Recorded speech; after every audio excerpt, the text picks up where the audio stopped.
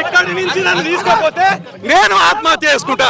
నా ఆత్మ బలిదానం, నా ఆత్మ బలి తర్వాత నా ఆత్మ బలిదానం అవుతుంది. నా ఆత్మ బలిదానం అవుతుంది. నా ఆత్మ బలిదానం అవుతుంది.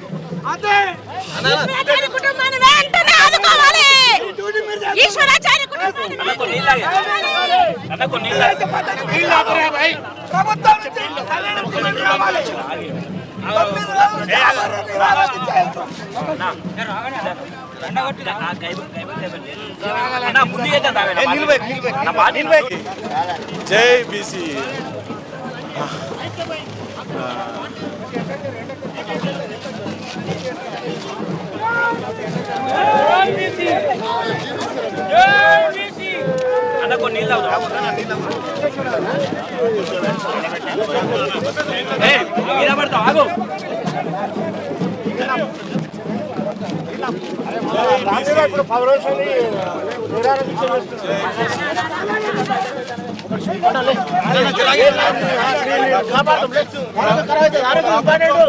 ప్రభుత్వం స్పందించాలి.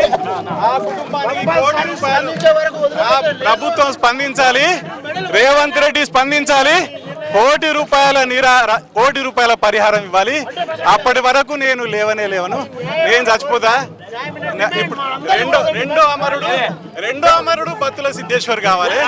రెండో అమరుడు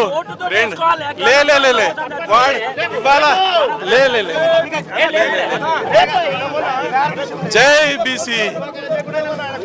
జోహార్ సాయి ప్రసాద్, జోహార్ సాయి చారి, జోహార్ సాయి చారి, జోహార్ సాయి చారి, జోహార్ సాయి చారి, జోహార్ సాయి, జోహార్ సాయి కుమార్, జోహార్ సాయి కుమార్.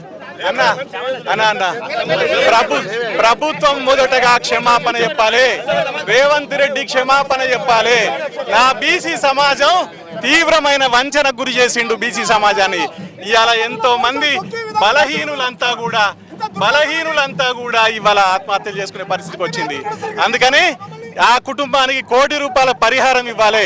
ఆ అమ్మాయికి ఉద్యోగం ఇవ్వాలి. దాని మీద ప్రభుత్వం వెంటనే స్పందించాలి. కనీసం క్షమాపణ చెప్పాలి. ఇప్పటి వరకు అది లేదు. అది లేనప్పుడు ఇంకా ఎందుకు బతికి ఉండడం? చస్తాం మేము. ఖచ్చితంగా బత్తుల సిద్ధేశ్వర్ రెండో అమరవీరుడు అవుతాడు. జై బీసీ అన్న. కానీ